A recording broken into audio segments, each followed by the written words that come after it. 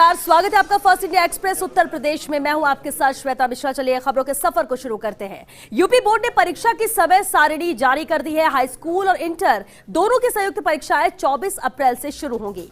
उत्तर प्रदेश के लाखों बोर्ड परीक्षार्थियों के लिए सबसे बड़ी इस वक्त की खबर है। हाई स्कूल में 29,94,312 परीक्षार्थी इंटर में है, तो वही 26,09,501 परीक्षार्थी सम्मिलित होंगे। हाई स्कूल और इंटर में कुल 56,03,813 छात्र छात्राएं यहां पर परीक्षा देंगे। इस वक्त इनके लिए बड़ी खबर है, जब तारीखों का ऐलान हो चुका है। यूपी बोर्ड की परीक्षा की समय सारणी यहां पर जारी की जा चुकी है। हाई स्कूल और इंटर दोनों की संयुक्त परीक्षाएं 24 अप्रैल से शुरू होंगी। संयुक्त रूप से परीक्षाएं होंगी। उत्तर प्रदेश के लाखों बोर्ड परीक्षार्थियों के लिए इस वक्त ये सबसे बड़ी खबर।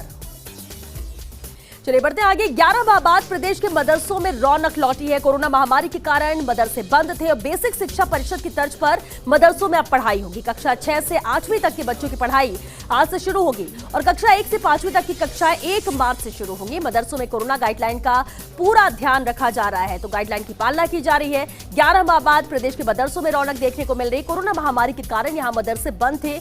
11 माह बाद अब मदरसे खुले। बेसिक शिक्षा परिषद की तर्ज पर ही मदरसों में पढ़ाई होगी। कक्षा 6 से 8वीं तक के बच्चों की पढ़ाई आज से शुरू होगी और कक्षा 1 से 5वीं तक की कक्षाएं 1 मार्च से शुरू होंगी। मदरसों में भी कोरोना गाइडलाइन का पूरा ध्यान रखा जा रहा है। उत्तराखंड के चमोली त्रासदी से जुड़ी अहम खबर है। कुशीनगर के 2 लोगों के फंसे होने की सूचना के बाद प्रशासन हरकत में आया है। विजय प्रताप सिंह और सूरज कुशवाहा के फंसे होने की सूचना मिली है। दोनों युवक एनपीटीसी के प्रोजेक्ट पे काम करने के लिए चमोली गए थे। घटना वाले दिन दोनों युवक प्रोजेक्ट पे काम कर रहे थे। त्रासदी के बाद से घटनास्थल से दोनों युवक लापता है। लापता युवकों के परिजनों से संपर्क न होने से भी परिजन यहां पर परेशान हो रहे हैं और इनके सूचना यहां पर सरकार को भी मिली। कुशीनगर के 2 लोग हैं जिनके फंसे होने की सूचना के बाद अब यहां पर प्रशासन भी हरकत में आया है।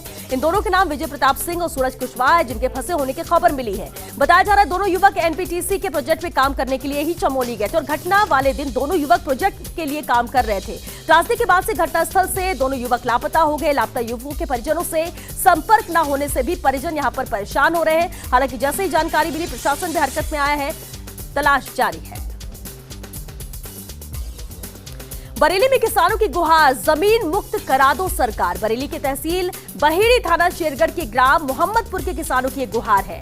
90 बीघा से ज्यादा जमीन पर भूमाफियाओं ने अवैध कब्जा कर लिया है। भूमाफियाओं से परेशान किसान परिवार पलायन को मजबूर है। किसानों ने जिलाधिकारी व एसएसपी कार्यालय में भूमाफियाओं की शिकायत भी की है। भूमाफिया सुखदेव और उनके साथियों ने सरकारी पैमाइश भी यहां पर नहीं करने दी। उल्टा तहसीलदार कानून को लेखपालों को भी न्यायालय जाने की सलाह दे दी।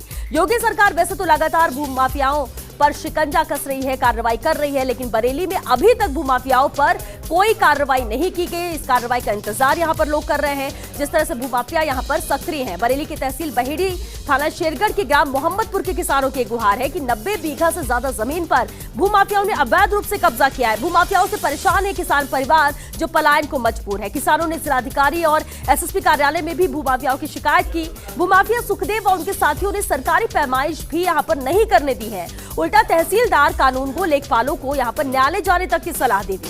योगी सरकार वैसे तो लगातार भूमाफियाओं पर कार्रवाई कर रही है, एक्शन ले रही है, लेकिन बरेली में अभी तक भूमाफियाओं पर कोई कार्रवाई नहीं की गई है और यहां के लोगों को इस कार्रवाई का इंतजार है।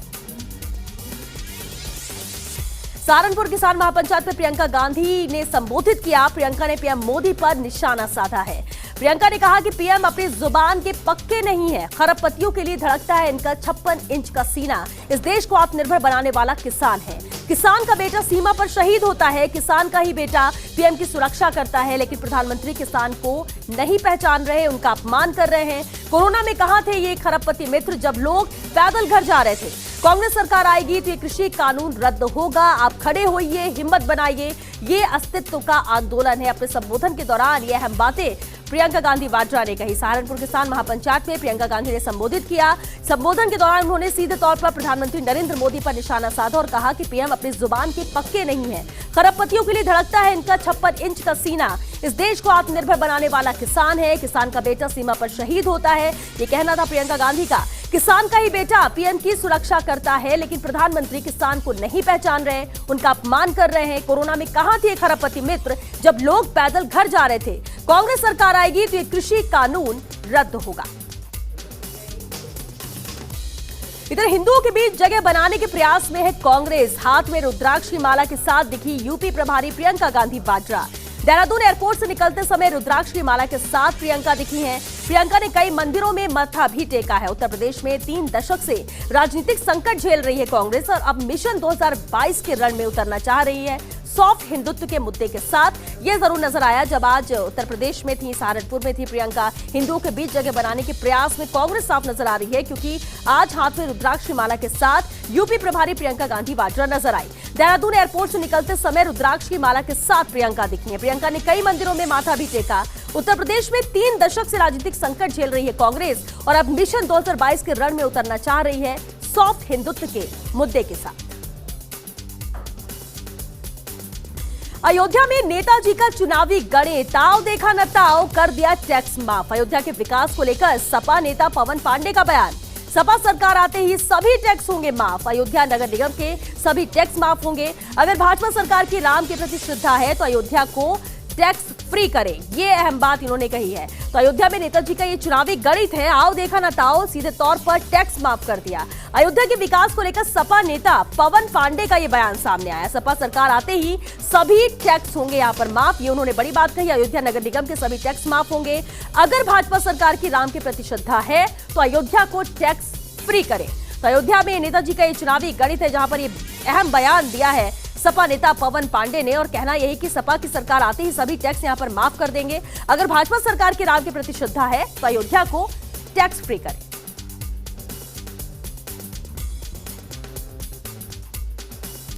कानपुर में सपाइयों का अनोखा प्रदर्शन, तांगे लेकर पेट्रोलियम मूल्य वृद्धि को लेकर केंद्र व राज्य सरकार का इन्होंने विरोध किया। प्रदर्शनकारी नेताओं को लंबे समय बाद अब विपक्ष होने का एहसास हुआ है। सरकार को घेरते हुए कई किलोमीटर तक इन्होंने तांगा मार्च निकाला और कहा कि तेल कीमतों की आग को काबू करें, अन्यथा उग्र आंदोलन होगा।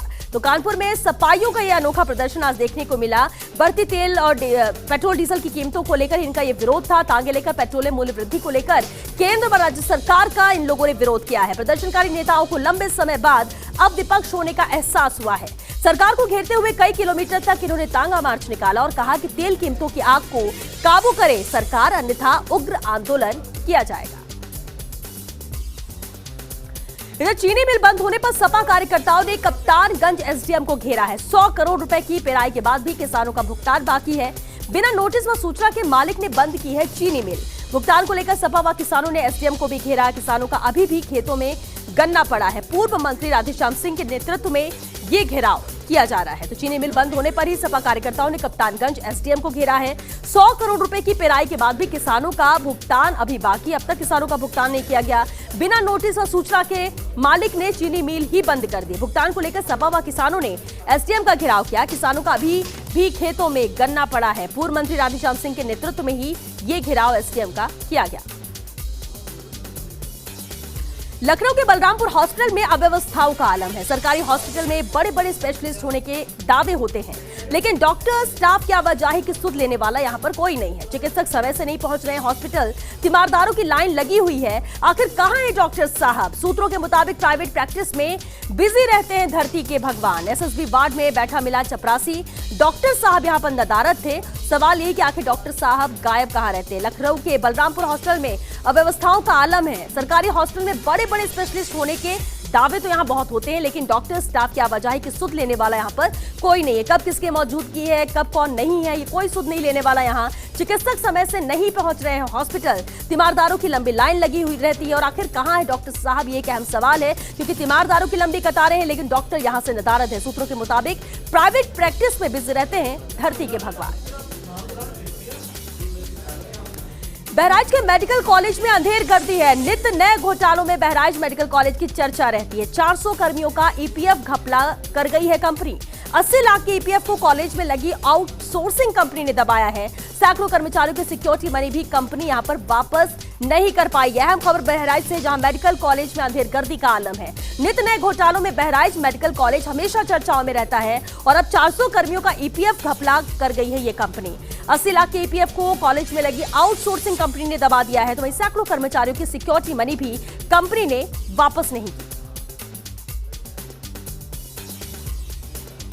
कानपुर में पीड़ित को ही एनकाउंटर की धमकी दी गई है। पीड़ित ने डीआईजी कार्यालय में लगाई है इंसाफ की गुहार। दरअसल रेल बाजार थाना क्षेत्र में युवती की शादी तय हुई थी, लेकिन दहेज लोभियों ने 5 लाख की डिमांड पूरी न होने पर शादी तोड़ दी।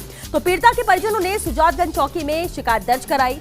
चौकी इंचार्ज राकेश सिंह ने जांच के बजाय पीड़ितों पर ही समझौते का दबाव बनाया है। बिना किसी जांच के जबरन ही दोनों पक्षों में समझौता करवा दिया गया और ऐसे में पीड़ित परिवार ने डीआईजी कार्यालय में इंसाफ की गुहार लगाई है। सीओ नजीराबाद ने सुनवाई कर दिया।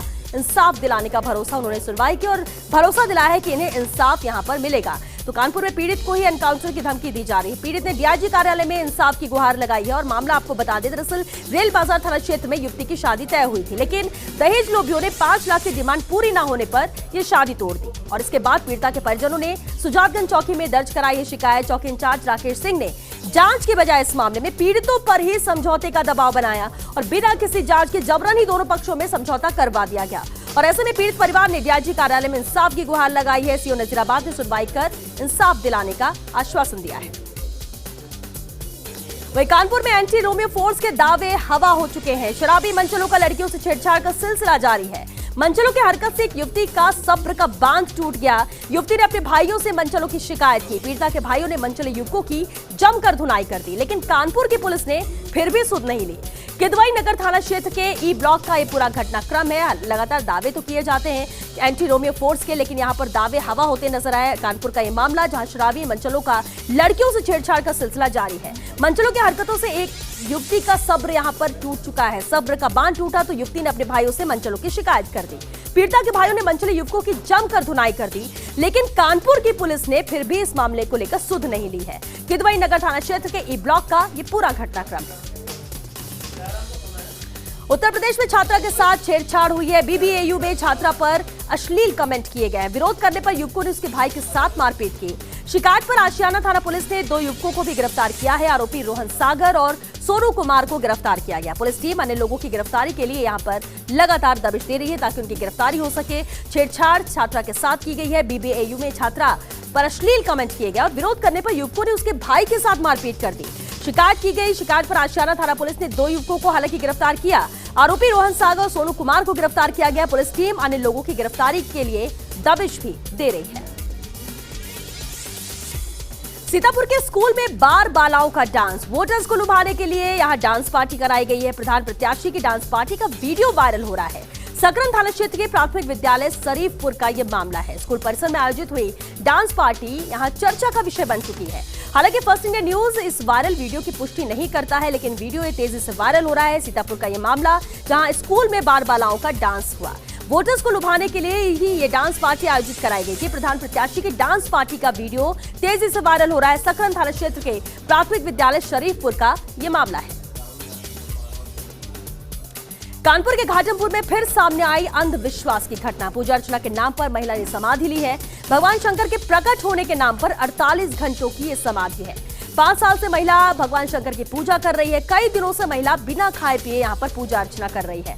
मौके पर अंधभक्तों और तमाशबीन का हुजूम भी उमड़ा। मौके पर जुटी लोगों की भीड़ अब भजन कीर्तन कर रही है। तो अहम मामला है ये, जहाँ कानपुर के घाटमपुर में अंधविश्वास की एक घटना सामने आई। पूजा अर्चना के नाम पर महिला ने यहाँ पर समाधि ले रखी है। भगवान शंकर के प्रकट होने के नाम पर 48 घंटों से ये समाधि ले रखी है। 5 साल से महिला भगवान शंकर की पूजा कर रही थी और कई दिनों से महिला बिना खाए पिए ही यहाँ पर पूजा अर्चना कर रही थी। मौके पर अंधभक्तों और तमाशबीनों का हुजूम भी उमड़ा। कानपुर के घाटमपुर में महिला के समाधि लेने का ये मामला है। मीडिया में मामले के सामने आने के बाद पुलिस प्रशासन हरकत में आया है। 11 घंटे के बाद महिला को जमींदोज हालात से निकाला गया है बाहर। भगवान शंकर के प्रकट होने के नाम पर महिला ने समाधि ली थी। इलाके में भारी संख्या में पुलिस बल भी तैनात किया गया। अंधभक्तों और तमाशबीन मौके पर मौजूद रहे। फोर्स ने भजन कीर्तन में जुटे लोगों को भी तितर बितर किया है। वहां पर बड़ी तादाद में लोगों की मौजूदगी थी। 11 घंटे के बाद महिला को जमींदोज हालत से बाहर निकाला गया, क्योंकि जैसे ही ये खबर मीडिया में आई, मीडिया में मामला सामने आने के बाद पुलिस प्रशासन यहां पर हरकत में आया और 11 घंटे के बाद इस महिला को जमींदोज हालत से बाहर निकाला गया। खबर शाहजहांपुर से है। जब सैया भये कोतवाल तो डर काहे का। बात यूपी के शाहजहांपुर जिले की, जहां एक सिपाही ही चला रहा था ठगों का गिरोह। अष्टधातु की मूर्ति बताकर ये ठगी करते थे और जाली नोटों का धंधा भी करते थे। जिला पुलिस अधीक्षक भी सुनकर इस मामले को दंग रह गए। बंडा थाने की पुलिस ने एक सूचना पर यह कार्रवाई की है। गांव में सामान्य मूर्ति को अष्टधातु निर्मित बताकर ये लोग ठगी करते थे। ठगी करते थे, सौदा कर रहे थे। 2 लोगों को इन्होंने गिरफ्तार कर लिया। हालांकि उनकी निशानदेही पर उनके गिरोह के 4 अन्य लोगों को भी गिरफ्तार किया गया।